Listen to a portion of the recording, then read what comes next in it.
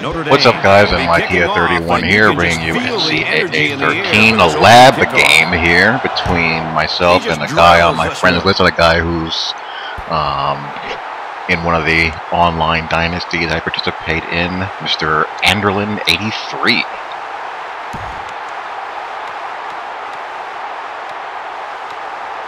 He's labbing some stuff on offense, as am I. I am still working on my Lou Holtz Notre Dame playbook. He's working on some spread and some pistol. And I'm watching Notre Dame have a clunker of an offensive game versus Pittsburgh so far. Here's the halfback on the screen. But anyhow, I wanted to talk about the games that are going on this evening. Mainly LSU, Alabama, Oregon, USC. And I also want to talk a little bit about the U. I saw Miami play the other evening against Va Tech. So I want to touch on them and give some thoughts on the U.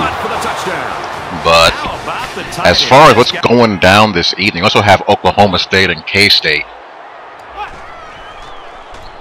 And now Pitt is up 17-6. Wonderful. But grabs a pitch, looking for the corner. Alabama, LSU.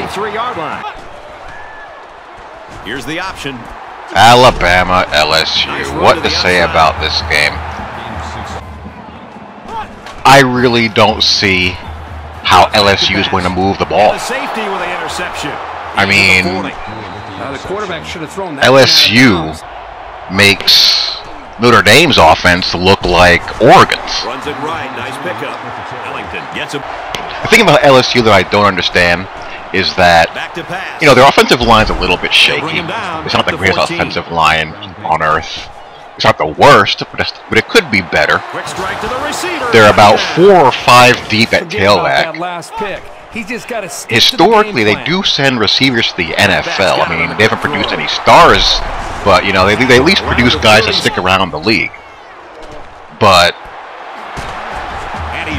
how can a team that recruits that well on defense, recruits that well at running back, and they usually have decent to good offensive lines, how can they not ever have a quarterback? When was the last good quarterback they had? You had Jamarcus Russell, and you had Ryan Perrilloux.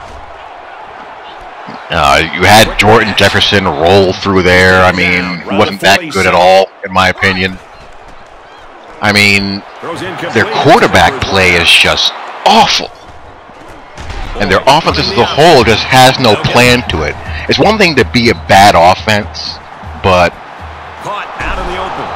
when you watch LSU's offense, you don't really get an idea of what they're trying to do. I mean, what are they? You know, it's just this mishmash of, you know, let's run the ball, run the ball, run the ball some more because we're scared to death of throw the ball. And that's not going to work against Alabama in no way, shape, or form.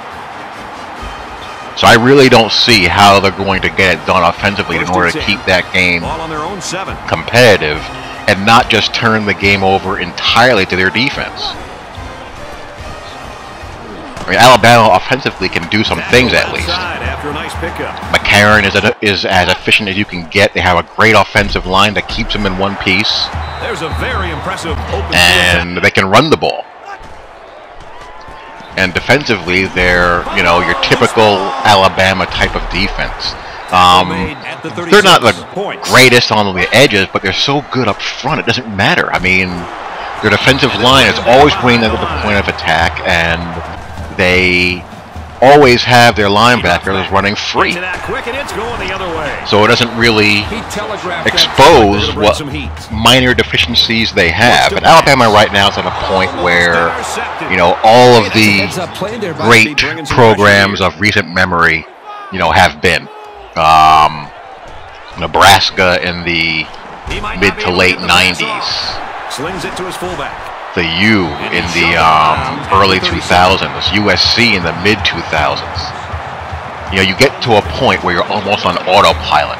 You're just so loaded and you just restock year after year after year. The only thing that can stop you is a coaching change or NCAA sanctions. That's pretty much it. Otherwise, they just keep on rolling. These programs, when they go on down spells, they're usually because they're self-inflicted, either because of coaching changes and they're not being able to find the right kind of replacement, or, you know, the NCAA watchdog comes knocking, or both. He is drilled at the 43-yard line. And I don't see the Alabama train stopping anytime soon. This is a funny play. I forgot which direction I was supposed to run. I was luckily able to recover once I figured it out. And oh wow, Everett Golson is back in as Tommy Rees just chucked the ball to the defense. I hope this is not that game where, you know, living on the edge with a mediocre offense finally comes back and bites you. But it's looking like that right now. Hopefully they can turn it around. But also, USC, Oregon. I think USC will play well. I think they'll play tough. But I think they've pretty much run out of bullets. They don't really have much to play for, other than just, you know, the fact that, you know, they're USC and a certain amount of pride that goes with it. And they got talented guys, no doubt about it. But I think Oregon will get it done and get payback for last season. This is the best team in my mind in the Chip Kelly era, from top to bottom, both sides of the ball. And I think they'll roll and, you know, win this game. And I want to see Oregon get it done when they do match up down the road in a bowl game versus an SEC type of defense slash team. I don't think USC has the type of depth that they need, and, you know, I'm not a big fan of Lane Kiffin as a coach in general. So here we go. I'm watching yet another ugly offensive possession here by my Irish,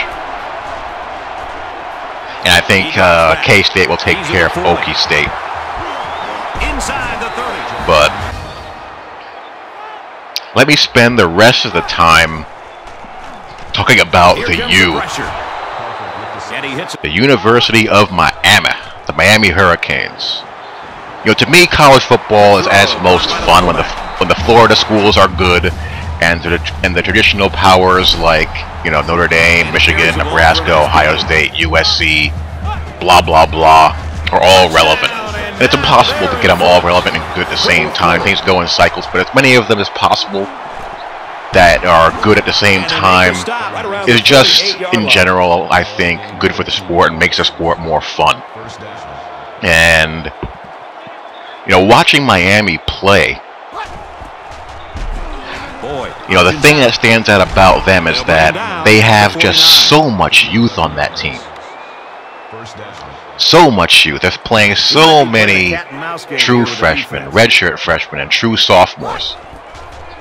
But, you know, you see flashes that there's talent there that's coming in, and you also see, at least I see, they have the right kind of coach there. In my opinion, when you go through that phase when you're transitioning from a good era and you get these caretaker type of coaches, I mean, Larry Coker rode the gravy train for a little while, but, you know, he eventually lost control of the program.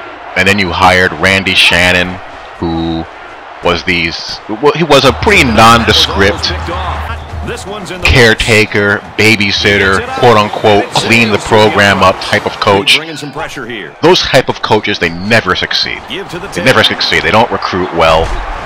They, you know, never form their own identity, and the program either plateaus or goes backwards. The whole, you know, caretaker, clean up the program type of coach is all fine and good if they get players. And unfortunately for Randy Shannon, he didn't get enough players. Now, Mr. Al Golden, that guy is a good coach. That guy's a solid football coach, and you can tell the guy is recruiting his tail off.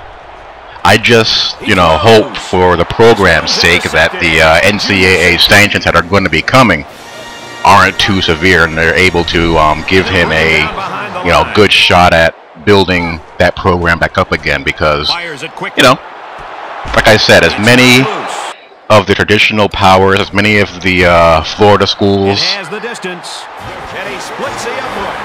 can be relevant at the same time as possible, the better it is for college football, the more fun it is as far as, fan interaction, games, recruiting, and all of that fun stuff.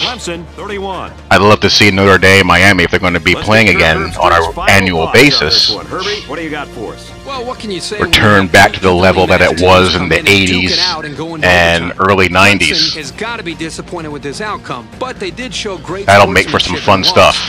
So, anyhow, I am going to go watch the conclusion of this Pitt Notre Dame fiasco and watch the games tonight. So, hope you guys take care. Talk to you all later. Peace.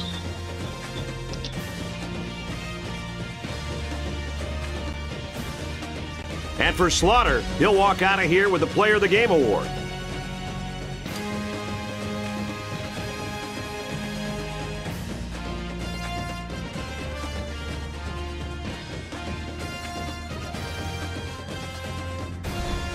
That's it for this presentation of NCAA Football 13. For Kirk Herbstreit and Aaron Andrews, I'm Brad Nessler saying thanks, and we'll see you soon.